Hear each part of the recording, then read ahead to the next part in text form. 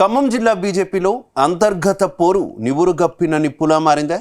సాక్షాత్తు రాష్ట్ర అధ్యక్షుడి సాక్షిగా నేతల మధ్య పోరు ముదిరి పాకాన పడిందే.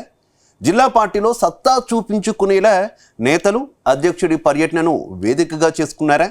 ఇంతకు రాష్ట్ర అధ్యక్షుడి ఖమ్మం జిల్లా పర్యటనలో ఏం జరిగింది? Let's watch the story.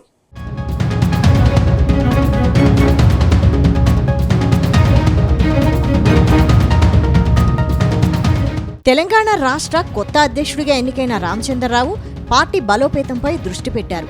ఇందులో భాగంగా రాష్ట్రమంతటా పర్యటిస్తున్న ఆయన తాజాగా ఖమ్మం జిల్లాలో పర్యటించారు. ఆయన రాక సందర్భంగా పార్టీ శ్రేణులు కూడా జిల్లా సరిహద్దు నుండి ఆయనకు ఘనంగా స్వాగతం పలికాయి. అయితే అధ్యక్షుడి పర్యటనలో ఆ పార్టీలో వర్గ విభేదాలు స్పష్టంగా కనిపించాయి. ప్రస్తుత అధ్యక్షుడు నెల్లూరి కోటేశ్వరరావు, సీనియర్ నేత శ్రీధర్ రెడ్డి, గల్లా సత్యనారాయణ, బీజేపీ ఎంపీగా పోటీ చేసిన తాండ్ర వినోద్రావు తదితరుల మధ్య ఉన్న విభేదాలు స్పష్టంగా బయటపడ్డాయి. ఇది కార్యకర్తల మీటింగ్లోనూ కనిపించింది. అనంతరం నాయకులు వేదికపై ప్రసంగిస్తున్న సమయంలో వారికి అనుకూలంగా నినాదాలు చేశారు. నేతల నాయకత్వం వర్ధిల్లాలని నినదించారు. వారిని శాంతింపజేస్తున్న సమయంలో జిల్లా అధ్యక్షుడి మాటలను సైతం పెద్దగా పట్టించుకోకపోవడం చర్చనీయాంశంగా మారింది.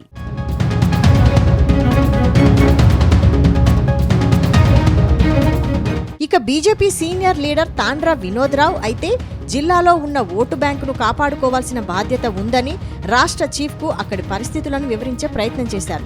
ఎంపీ ఎన్నికల్లో ఏ పార్టీతో పొత్తు లేకున్నా దాదాపు 1,25,000 ఓట్లు పోలైనట్లు చెప్పారు. అలాంటి కార్యకర్తలకు రాజకీయంగా అవకాశాలు కల్పించాలని సూచించారు. జిల్లా అధ్యక్షుడు కోటేశ్వరరావు ఒంటెత్తు పోకడతో పార్టీకి నష్టం జరుగుతుందనే చర్చ జిల్లాలో జరుగుతోంది. గత అధ్యక్ష ఎన్నికల్లో పార్టీలో సీనియర్ నేతలు సహకరించలేదని, అందుకే ఆ నేతలను దూరం పెడుతున్నట్టు ప్రచారం నడుస్తోంది. ఈ క్రమంలోనే ఆ నేతల వెంట ఉన్న ద్వితీయ శ్రేణి నాయకులకు పార్టీ పరంగా చేసే కార్యక్రమాలకు ఎలాంటి సమాచారం ఇవ్వడం లేదన్న చర్చ ఉంది. అందుకే రాష్ట్ర అధ్యక్షుడి పర్యటనలో వర్గపోరును నేతలు కావాలనే బహిర్గతం చేసినట్లు తెలుస్తోంది.